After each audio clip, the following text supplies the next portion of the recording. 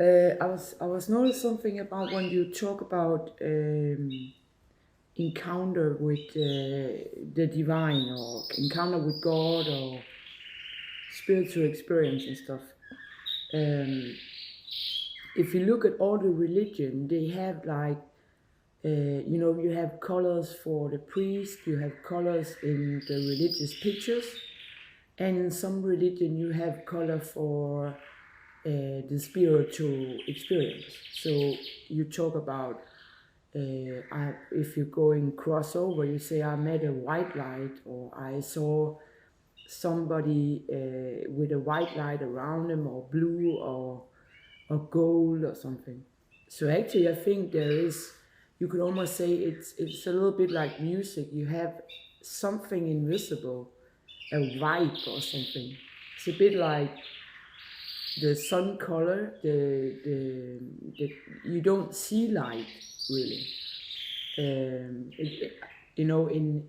if you talk about pilots, you say that you have the sound wall.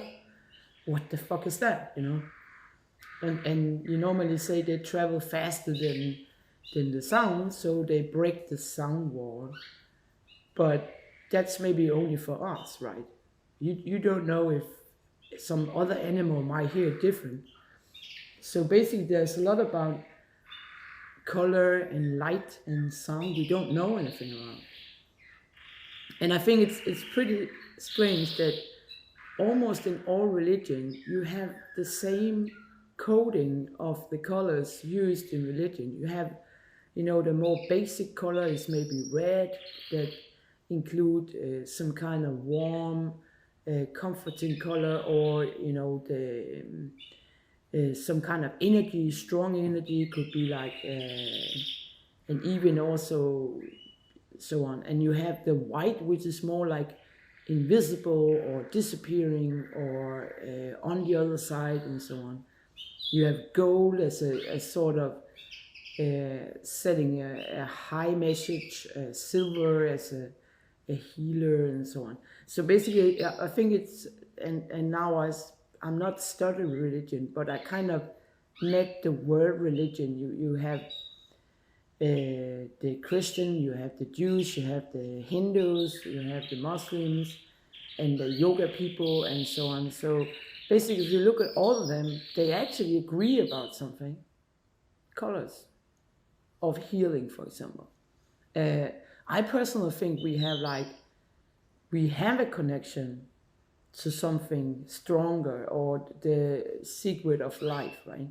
We all have it, and if you imagine that you didn't have it, for example, I had an experience where I said like, if I didn't have my one wing, you know, what would life be then? If I didn't have my enlightenment, what would life what would life be like? And it was shown like, if I was there is people in darkness, if you meet somebody in darkness, they can be like, their emotional are darkened. That can be aggression, addiction, aggression, depression, so on.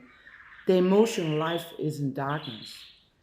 So enlightenment, and I also think that's why some people maybe turn to medication or drugs, because it's somehow let down the defense. There is a kind of a natural enlightenment, right? So basically, I think that some people are moving around always in some kind of dark way. They don't see as clear. They don't have enlightenment. So there's a very big difference from having it or not having it, and you have to work for getting enlightenment. You have to look inside. You have to look at different things in your personality to get enlightenment.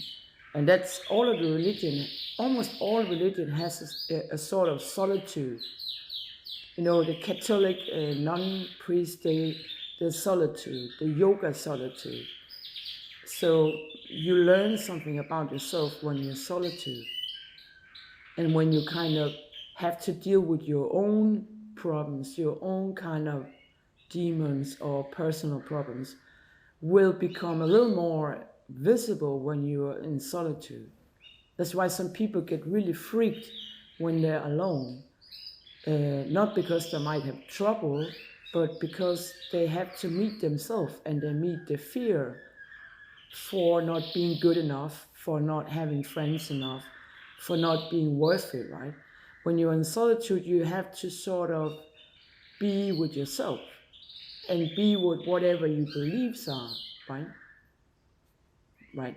Actually, I think that some of the people we meet in our lives, they might be having a role for this enlightenment, right?